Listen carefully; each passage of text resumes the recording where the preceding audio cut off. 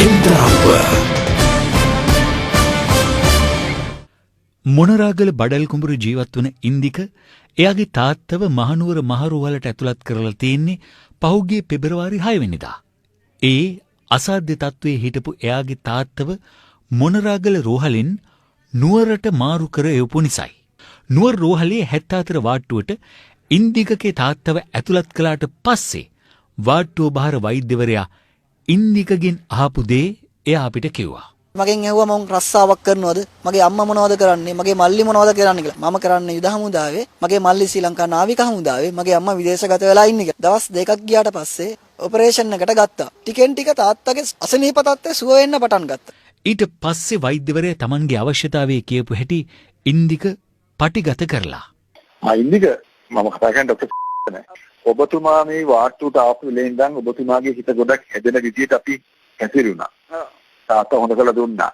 ඔබතුමා අපි සතුටු විදිහට හැසිරෙන්න ඕනේ කියන එක. අපිට ඕන විදිහට වැඩ කරන්න ඕනේ. ලබන සෙනසුරාදා මම ඩිස්චාර්ජ් කරන්න කියලා ඉන්නේ තාත්තා.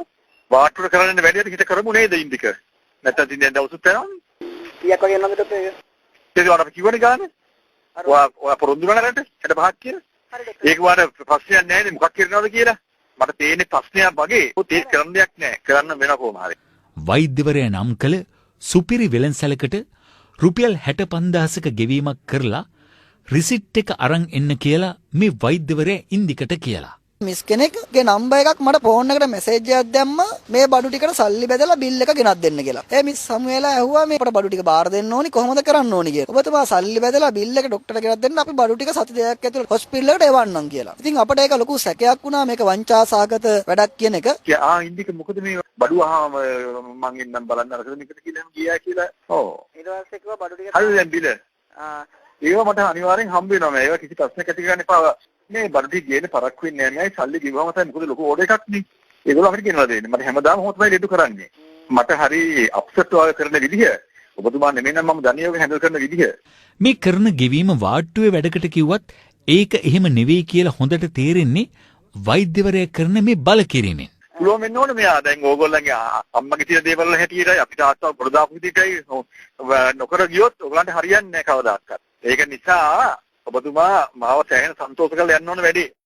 මහනුවර මහරෝහලට එන රෝගීන් විශාල ගණනකකින් මේ වෛද්‍යවරයා මේ වෙනකොටත් සල්ලි අරගෙන තියනව වෙන්න පුළුවන්. ඒකේ බරපතලම කාරණාව තමයි අපි දැන් ඔබට කියන්නේ. රෝගී සූණු තාත්තව ටිකට් කපලා ගෙදර අරන් යන්න ආද්දි නුවර රජයේ රෝහලේ වෛද්‍යවරයා දීපු උත්තරේ තමයි මේ. මම නංගිට කිව්වද වාහනයක් කතා කරන්න ගියාට අර ගෙනියන්න පුළුවන් කියපු අතහැර ඩිස්චාර්ජ් කරනවද? නෑ ඩිස්චාර්ජ් කරන්න මට ආව බිල ගෙවලා ගෙනලා දුන්නා. ඩිස්චාර්ජ් නෑ. මේ වෛද්‍යවරයා ගැන තවත් විස්තර හෙට අපි ලයිව් ඇට් 8 වලින් ගෙන එන්න සූදානම්.